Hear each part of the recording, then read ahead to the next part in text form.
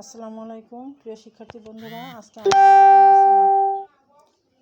নাসিমা এসছে। নাসিমা পুরনো রোগী, অনেক কঠিন কঠিন সমস্যা ভালো হয়েছে ওষুধ দিয়ে।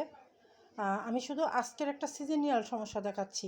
এর একটা শ্বাসকষ্টের সমস্যা আছে, যেটা বর্ষাকালে যখন বেড়েছিল তখন ওর ন্যাট্রাম সালফ দিয়ে আল্লাহর রহমতে ভালো ছিল, তাই না? কিন্তু যেই আবহাওয়া পরিবর্তন হয়েছে, যে শরৎকাল পড়েছে, এই শরৎকালে এখন আবার একটা শ্বাসকষ্ট দেখা দিয়েছে। আগের মতো অতটা বাড়াবাড়ি না, কম আছে, কিন্তু সিজনিয়াল একটা, যে আসলে সিজনিয়াল কিছু মেডিসিন আছে, সেটাই আজকে আমি দেখাতে চাচ্ছি।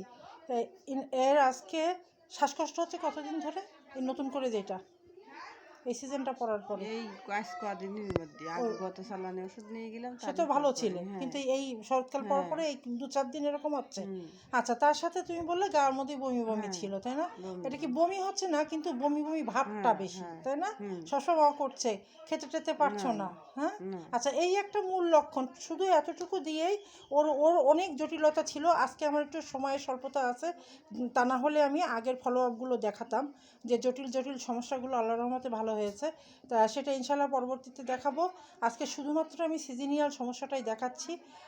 ও যখন আসলো, ওর যে গার মধ্যে বমি বমি ভাব, শরৎকালের ইপিকাক ঔষধটা খুব ভালো ঔষধ, যেটা শ্বাসকষ্টের উপরে কাজ করে। আর তার সাথে যে কোনো রোগীর সাথে যদি একটু গার মধ্যে একটা বমি বমি হচ্ছে না, কিন্তু বমি বমি বা গা পাকানো একটা ভাব থাকে, তাহলে ইপিকাক খুব ভালো কাজ করে। শুধু তাই ওকে জিজ্ঞাসা করলাম প্রথমেই এসে, যে বললো আমার শ্বাসকষ্ট হচ্ছে, তা জিজ্ঞাসা করলাম তোমার কি এর সাথে একটু গার মধ্যে বমি বমি হচ্ছে? তা বলছে হ্যাঁ, কদিন গার মধ্যে বমি বমিও হচ্ছে, ভাত খেতে পারছে না। যার জন্য আমি ইপিকাক 30 শক্তি ওকে একটু খাওয়াই দিয়ে আধা ঘন্টা বসায় রেখেছিলাম। আধা ঘন্টা পরে তুমি বলো এখন কেমন অবস্থা? এখন একটু লাগছে, ভালো লাগছে, মানে সেই গা পাকানো ভাবটা দূর হয়ে গেছে, শ্বাসকষ্টটাও কম হয়ে গেছে। হ্যাঁ, বুকে কি কফ টপ আছে তোমার?